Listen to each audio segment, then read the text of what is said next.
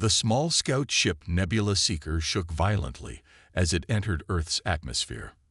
Red warning lights flashed across the control panels. Commander Zix Turrell gripped his chair tightly, his 4 eyes blinking rapidly as the ship's main engine failed. "Status report," he shouted over the blaring alarms. Navigator Mealcorv looked up from her station, her gray skin pale with fear. "The quantum drive is dead, Commander. We're going down."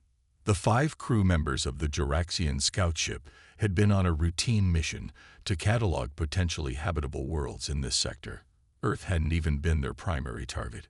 Now, as their ship plummeted toward the blue planet's surface, they realized this minor detour might be their last. "Find us somewhere remote to land," Zix Turrell ordered.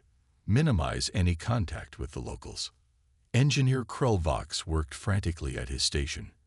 "I've got partial control of the landing thrusters. It won't be pretty, but we might survive." The ship broke through the clouded layer. Below them stretched vast green forests and mountains. It was early morning in this part of the planet, the sun just beginning to rise. "There," Zix Turrell pointed to a clearing in the forest. "Aim for that." The ship screamed toward the ground. Trees snapped like twigs as the Nebula Seeker carved a deep furrow into the earth. After what seemed like an eternity, the vessel came to a smoking halt, half buried in soil and broken trees. Inside, the crew slowly picked themselves up from the floor. The emergency lights cast an eerie purple glow throughout the cabin. "Life support status?" Zix Turrell asked, helping Science Officer Prenzalu to her feet. Krulvox checked the systems. His expression darkened. "Commander, the atmospheric processors are damaged. We can't convert the local air." The news hit like a physical blow. Juraxians required a sulfur-rich atmosphere to survive. Earth's nitrogen-oxygen mix would be like poison to them. "How long do we have on emergency tanks?" Zix Turrell asked. 72 hours at most," replied Krulvox. "Maybe less if we exert ourselves." Security Officer Drav Kulm moved to the viewport and wiped away the dust. "Then we have 3 Earth days to repair the ship or find another solution." Outside, Forest Ranger Frank Miller was driving his truck along a remote service road when he saw the streak of light cross the morning sky. The ground shook as something massive crashed in the distance. Frank grabbed his radio. "Susan, are you there? It's Frank." The radio crackled. "I'm here, Frank. What's going on?" "Something just crashed in the northeast sector, about 5 miles from Lookout Point. It was big, maybe a plane." "Any smoke or fire?" Susan Clark asked, concern evident in her voice. Frank squinted through his windshield. "Yeah, I can see smoke rising above the trees. I'm going to check it out. I'll call it in and send backup. Be careful, Frank." Frank drove his truck as close as the road would allow, then continued on foot. The forest was unusually quiet. No birds singing, no small animals rustling in the underbrush. Just an eerie silence broken only by his footsteps on the pine needle floor. When he reached the edge of a newly formed clearing, Frank froze. What lay before him wasn't any airplane he'd ever seen. The sleek, silver craft was about the size of a small bus, with no wings or visible engines.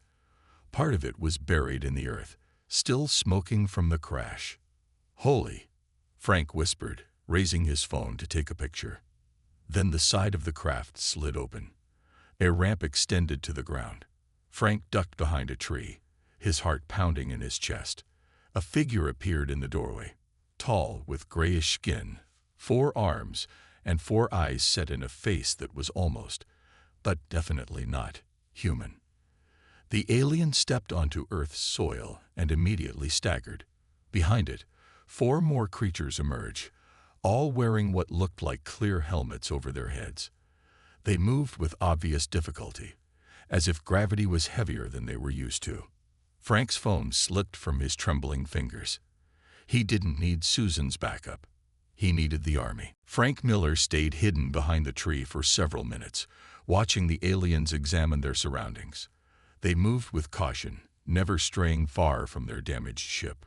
One of them, taller than the others, seemed to be in charge. The Ranger's radio crackled to life, breaking the silence. "Frank, it's Susan. Joe and Linda are on their way to your location. Sheriff Taylor is coming too. What did you find?"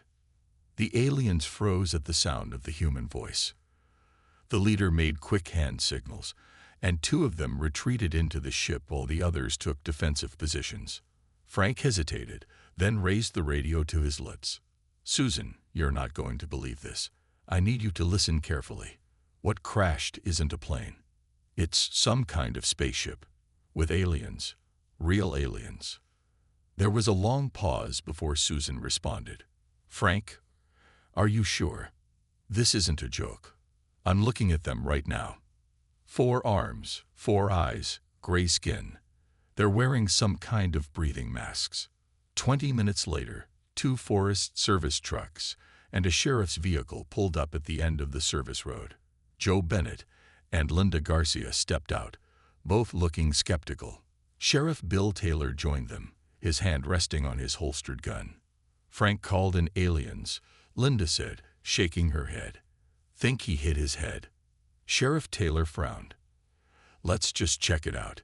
If Frank's playing a joke, I'll personally throw him in a cell overnight." Frank met them at the edge of the crash site. His face was pale, his eyes wide. "They're still here. They haven't tried to leave the area." Joe looked past him and stopped walking. "What the hell is that?" The silver craft gleamed in the late morning sun. Beside it stood 3 aliens, each about 7 feet tall. The leader held what appeared to be a small tablet. "Nobody draw your weapon," Sheriff Taylor ordered quietly. "We don't want to start an interstellar incident." The 4 humans slowly approached. The alien leader stepped forward, its 4 arms held open in what they hoped was a peaceful gesture. "Hello," Sheriff Taylor said, feeling foolish. "We come in peace." The alien touched a device on its wrist. A holographic image appeared in the air between them. A simple picture of the crashed ship, then an image of Earth. Linda gasped. "It's trying to communicate." The alien nodded, a surprisingly human gesture. It pointed to the ship, then made a crushing motion with its hands. "I think it's saying their ship is damaged," Joe said. The alien drew something in the dirt with a long finger. A simple mathematical equation. 2 + 2 = 4. Dr. Alice Moore arrived as the humans were attempting basic communication with the aliens. She had heard about the crash from a colleague at the university, where she taught xenobiology, a field that had been purely theoretical until now. "This is incredible," she whispered, approaching the group. "They're using math as a universal language." Sheriff Taylor turned. "Who are you?" "Dr. Alice Moore. I study the possibility of alien life." She stepped forward without waiting for permission. "Let me try." Dr. Moore knelt and drew a diagram of the solar system, pointing to Earth. The alien leader nodded enthusiastically and added more planets to the drawing, then pointed to a star system far from Earth. Meanwhile, hiker Peter Douglas had wandered off the main trail, looking for a spot to take landscape photos. He heard voices and moved closer out of curiosity. When he saw the aliens, he quickly ducked behind a boulder and pulled out his phone, recording everything. Back at the crash site, the alien leader was becoming more agitated. It pointed to its breathing mask, then held up 3 fingers. "3 what?" Sheriff Taylor asked. Dr. Moore's expression grew serious. "I think they're saying they have 3 days of air.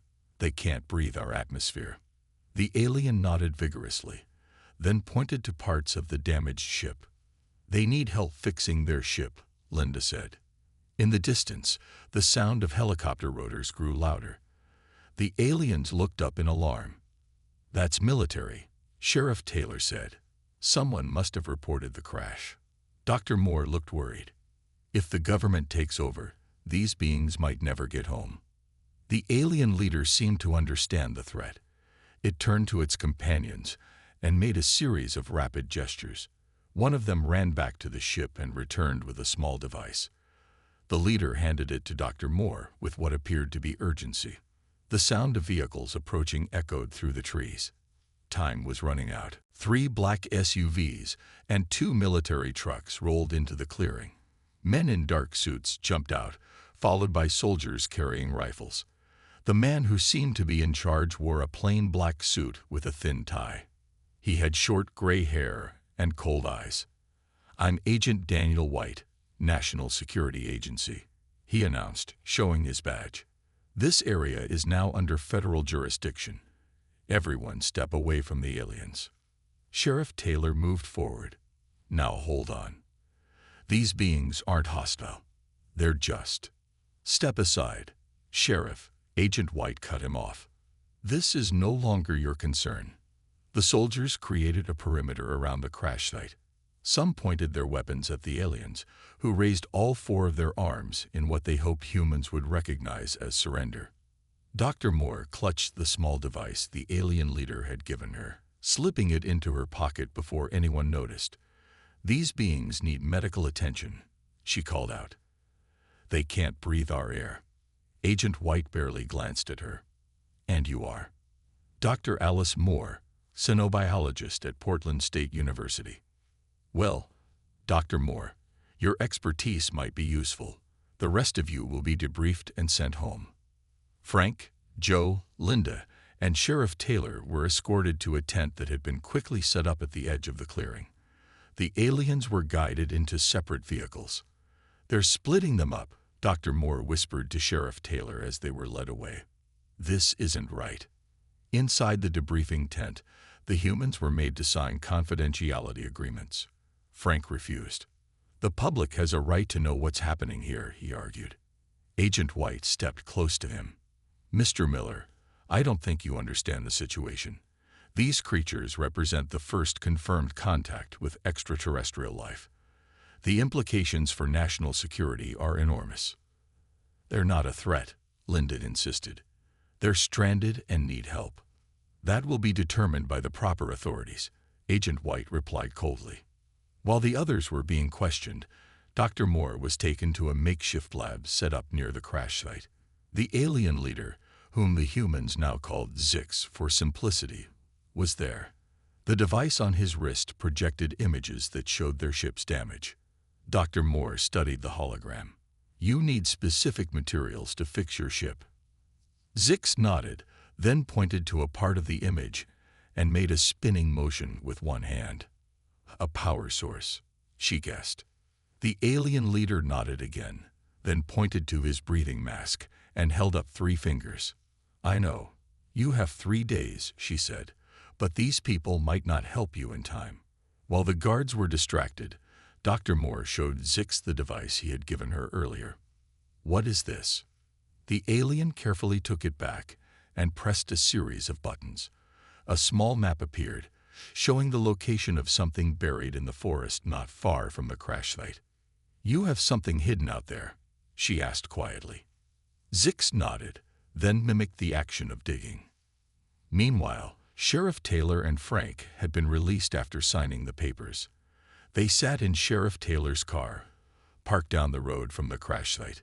"They're treating those aliens like prisoners," Frank said angrily. Sheriff Taylor started the engine.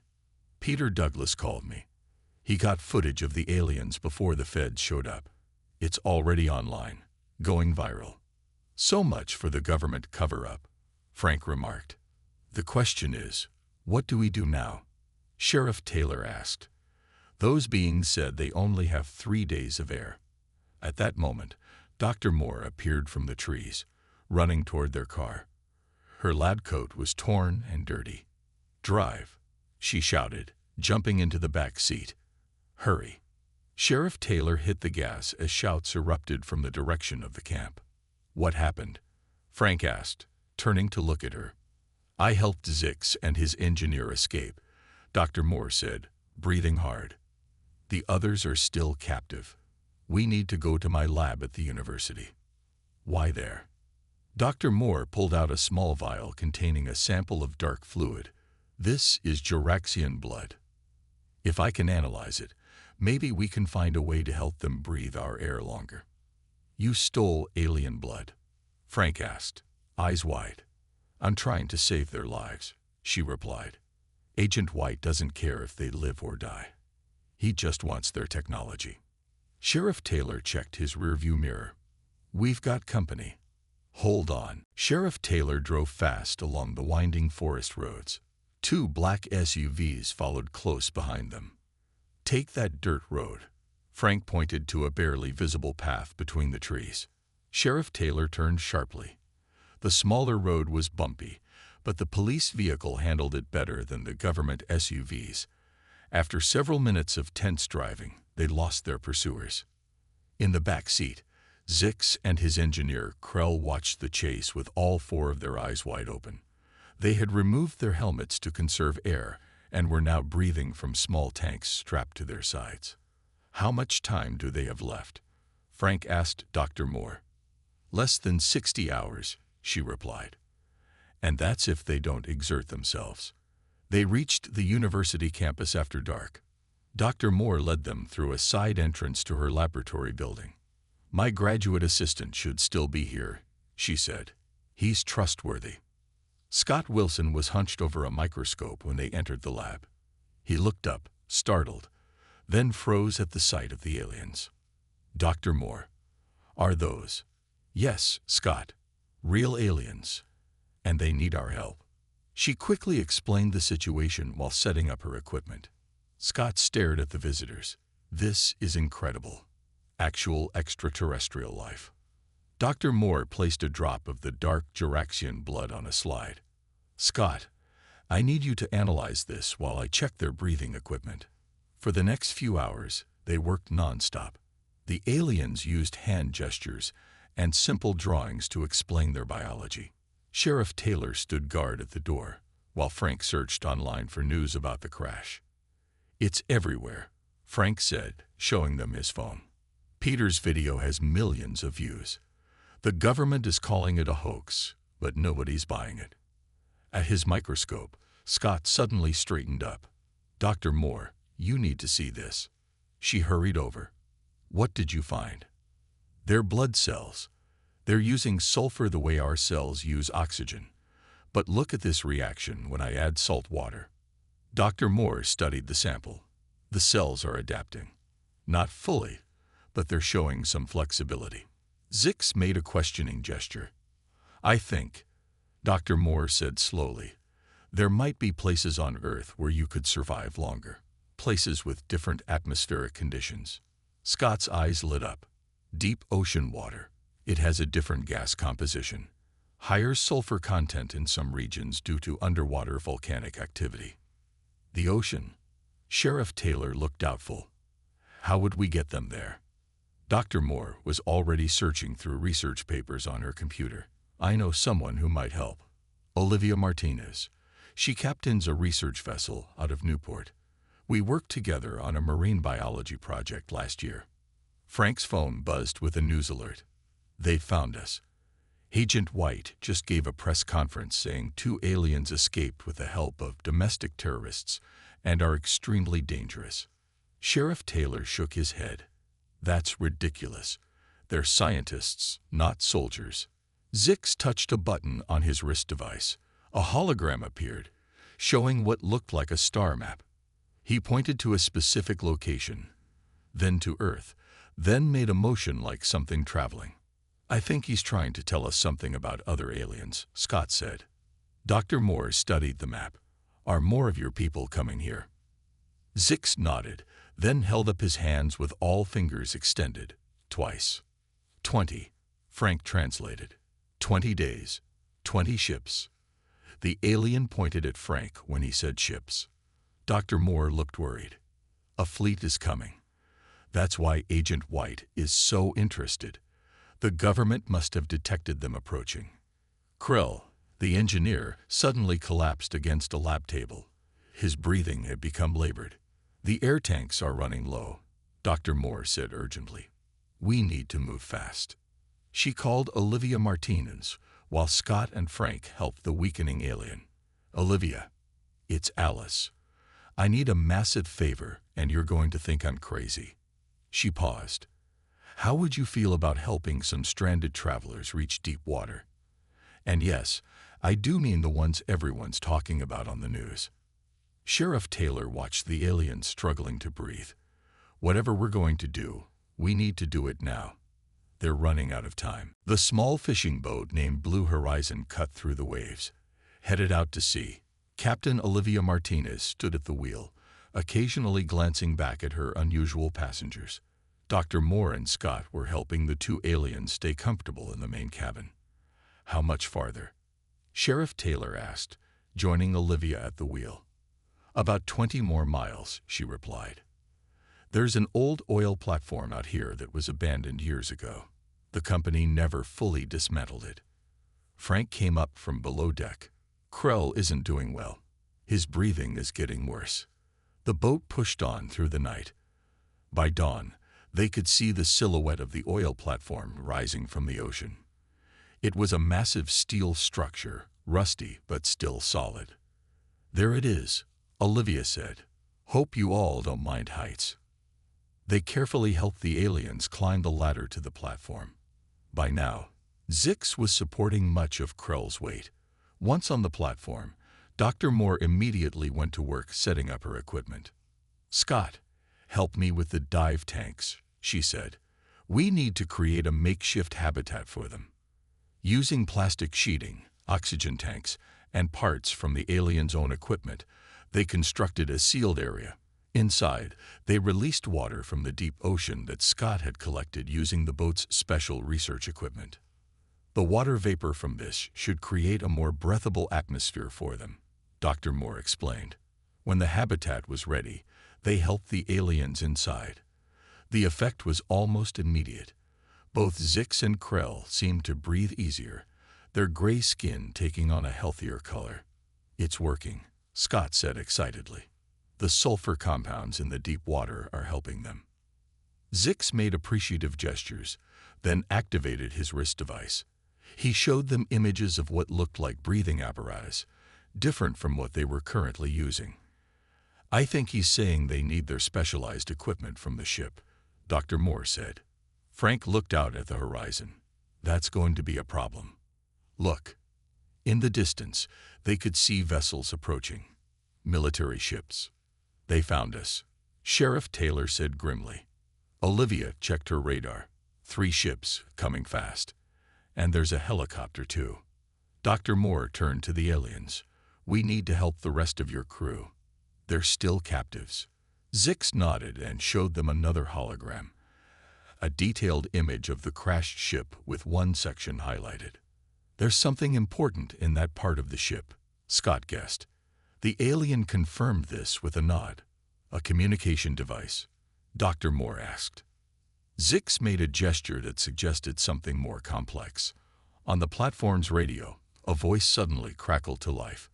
This is Agent Daniel White of the National Security Agency. We have this structure surrounded. Surrender the alien subjects immediately. Sheriff Taylor picked up the radio. These beings have done nothing wrong. They're scientists, not invaders. That's not your call to make, Sheriff, White replied coldly. Their ship was an advance scout for a larger fleet approaching Earth. They represent a potential threat to national security. Dr. Moore took the radio. Agent White, they're peaceful.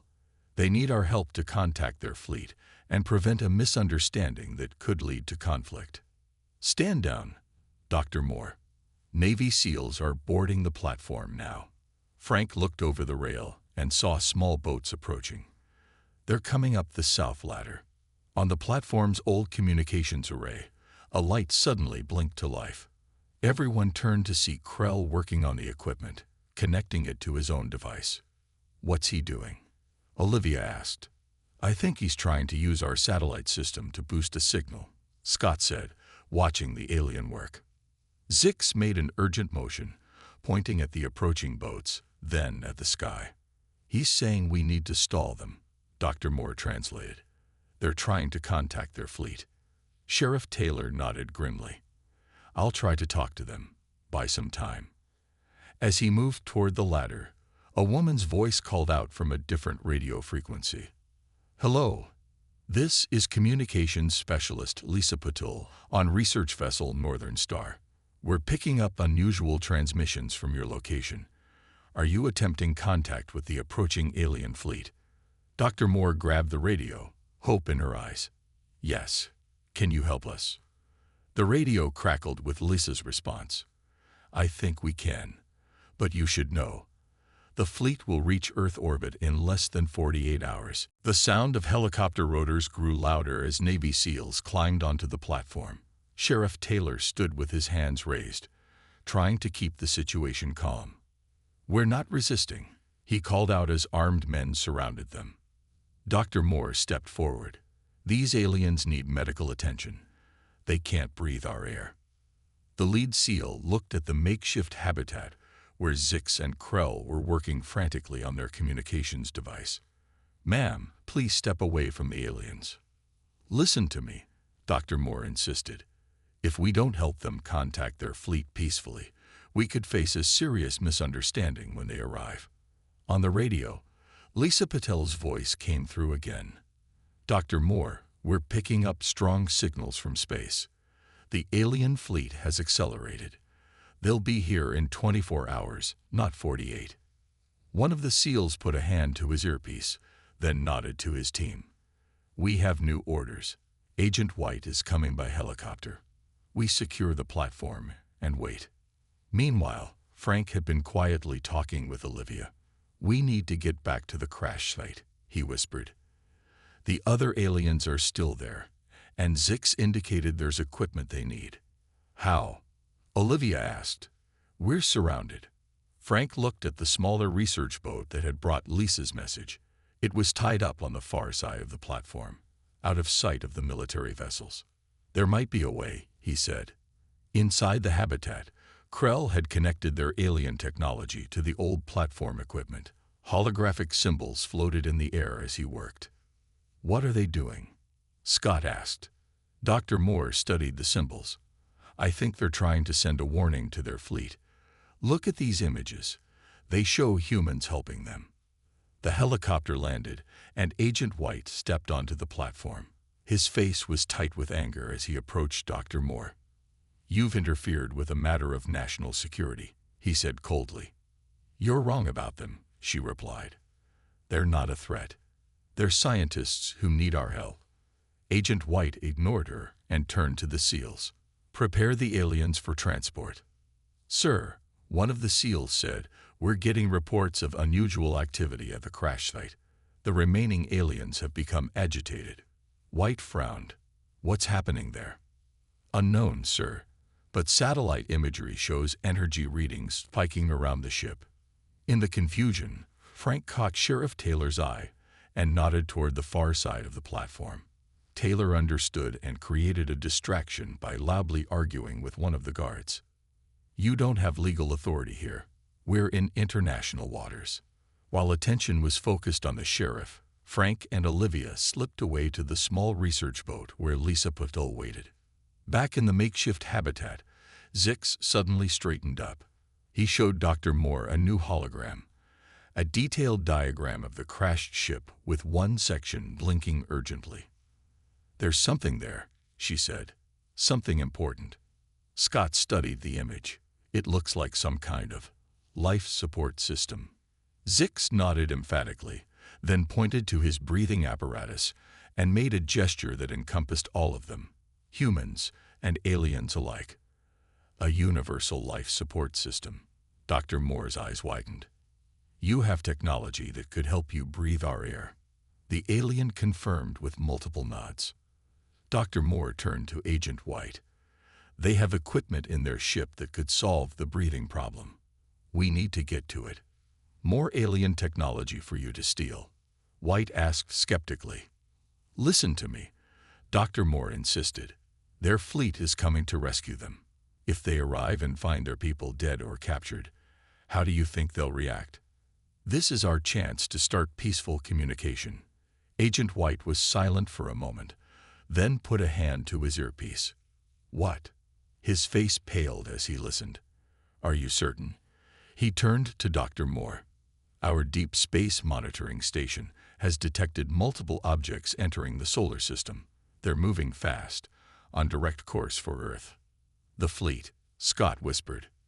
On the radio, a new voice crackled through. Franks. Dr. Moore. Sheriff? We're headed back to the crash site with Lisa. The military presence there is minimal now. Most forces were diverted to the platform. Dr. Moore looked at Agent White. We have a choice to make. Continue treating them as enemies, or help them, and possibly gain powerful allies. White stared at the aliens, who were now visibly struggling to breathe even in their enhanced habitat. The temporary solution was failing. What exactly do you propose, Doctor? He finally asked. Agent White paced the platform, considering his options. Finally, he made a decision. Dr. Moore, you and the aliens will come with me to the crash site. If there's technology that can help, we need to get it now. He turned to his team. Prepare the helicopter. Within minutes, they were airborne. Zix and Krell sat huddled together, their breathing labored even with the special masks Dr. Moore had made for them.